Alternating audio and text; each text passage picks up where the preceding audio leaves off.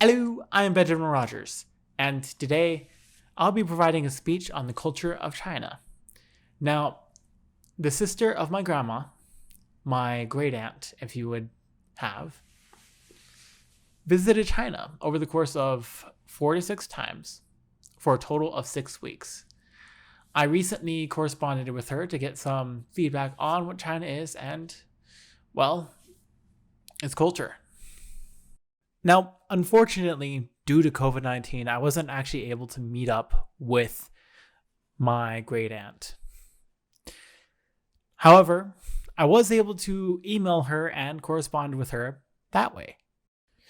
And she talked about going sightseeing, seeing a lot of different buildings and locations such as Tiananmen Square, where the body of Mao Zedong lies in state, the Forbidden City, the Great Wall, Xi'an with the terracotta soldiers. Also going to see a Chinese middle school and describing how there are a huge variety of foods. She was not a fan of traditional music though. So I did mention the food, and I think it's very interesting because here in the US we have one solid idea of what Chinese food is, and that's it. But the way she described it to me is that they have a large, diverse amount of food because, well, to put it simply, she told me, think about how diverse the food in America is, and think about how China is bigger. She didn't describe to me exactly the kinds of food that she ate, but I found the idea that the amount of food they have being more diverse very interesting. As for the social interaction she had, she couldn't actually speak Chinese, so she had to go through translators the entire time. And she talked about how the translators seemed polite and professional, and how, regardless of where she went in China, she felt safe. She always felt safe. Except when they were crossing the street, of course. Street drivers follow no rules, as she put it. Even when they were out in Shanghai, in back alleys after shopping in the warehouses filled with booths selling all kinds of goods, she felt safe. This is especially interesting when you hear a story that she went through and was going to buy a bottle of water.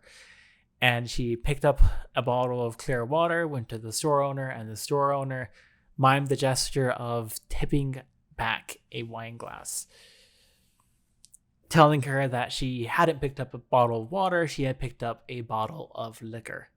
As far as family goes, well, I have a quote. I have a quote from a paper published in 2015. To give some context first, though, this is referring to China's focus on family and care for the family and the elderly, such as how my great aunt put it.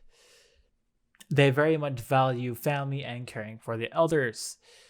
The quote is, "This historical tradition is today supported with legal codification and enforced against those who offend against the norms of family obligation."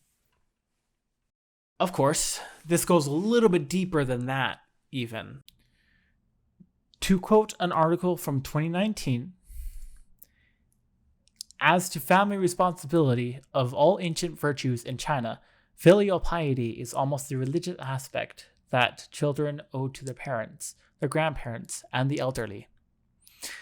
It's such a strong cultural aspect that there's almost a religious tone to it, which is pretty interesting. But, of course, regarding that, there's something else to be said for surveillance. To quote a different article from 2019, ethnic minorities are increasingly pressured to assimilate to China's dominant Han culture, and through the enactment of enhanced surveillance systems and policing, face persecution if they refuse to subscribe to the strict parameters for religious and cultural expression closely monitored by the central government. That's the final thing I want to refer to for China's culture. I doubt my great aunt would know of it, but well, that's it. So anyway, here are some of my references, and here are some of the sources. Thank you so much for listening.